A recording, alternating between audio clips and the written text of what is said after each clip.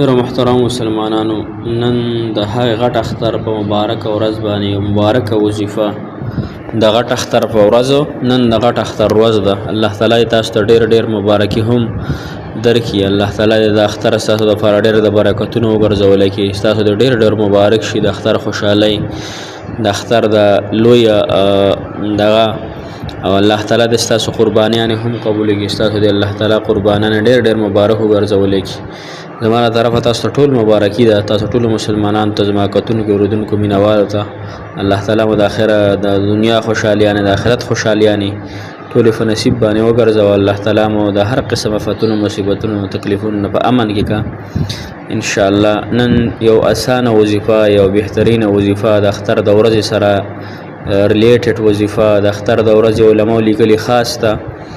نو دا صرف 300 فیری دا وظیفه کول دي محترم، د ډېر زیاتې فائدې دي. نو علماء ذکر کړی دي چې څوک د اختر غټ اختر یا وړوکی اختر مطلق اختر او دغه دوه اخترونه د موسسو په زندګو کې راځي د خوشحالو. الحمدلله الله تعالی دی بار زموږ په زندګو کې د خیر او عافیت سره راوستل کی.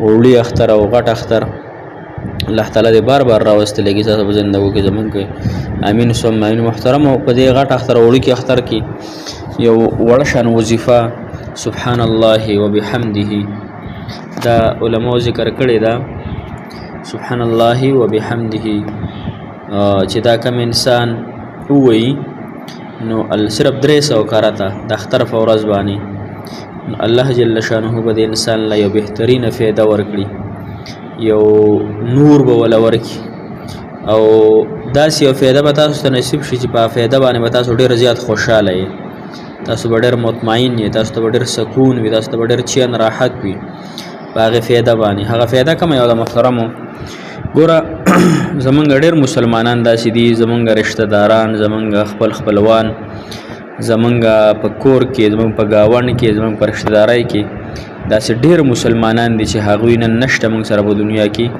یعنی هغوی وفات شوي دي، په خپلو قبرونو کې دي.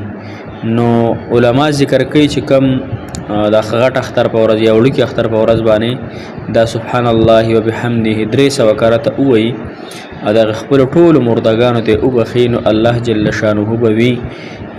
مفتی صاحب فرمایل الله جل شانه به د هر مسلمان قبر ته زر انوارات ورکوس کی، یعنی زر انوارات نور د الله تعالی محترم دا یو بهترین نعمت الله تعالی د تاسو ته نصیب کی.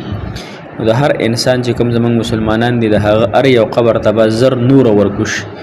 نو ګوره موږ په دنیا کې همغه خوشحالي ده، خو چې موږ دا خوشحالي په موږ په هغه مسلمان هم پیرزو شي کوم چې زمونږ په رشته دارۍ کې دی، په اهل عیال کې دی، په هر هغه کې دی چې د هغوی قبرونو ته هم الله تعالی دغه نور ورکوس کې، هغوی ته هم الله تعالی د خوشحالیانې ورکړي. نو دا هر انسان خپلوان لري، چم ګاونډ لري، رشته داري لري. نو ټول مسلمانان درخواست دی چې دا وظیفه ان شاء الله نن ټول ورځ کې چې څه ټایم تاسو ته فارغ شو هغه ټایم کې دا وظیفه ان شاء الله وکړئ چې الله جل شانه زمون اهل عیال ته، زمون خپلوان او رشته دارانو ته دغه بهترینه ثمره ورکړي او بهترینه فایده ورته ورنصیب کړي. ان شاء الله موږ به هم تاسو ته ډېر دعاګانې کوو، تاسو موږ ته ډېر دعاګانې کوئ. الله تعالی دې دا خوشحالۍ تاسو ډېرې په نصیب کړي. الله تعالی قربانیان قبول کړي. الله تعالی دې موږ له ډېر عمر ژوند عافیت او صحت ولا راکړي. تاسو ته الله تعالی ډېره خوشحالۍ د دنیا او آخرت درکړي. موږ ته هم ډېر دعاګانې کوي، موږ تاسو ته ډېر دعاګانې کوو. الوی الله جل شانه بنوم باندې مسوارم. جزاک الله خیر، احسن الجزاء فی الدنیا والآخرة. السلام علیکم ورحمۃ اللہ وبرکاتہ. فی امان الله. الوی الله جل شانه بنوم مسوارم. الله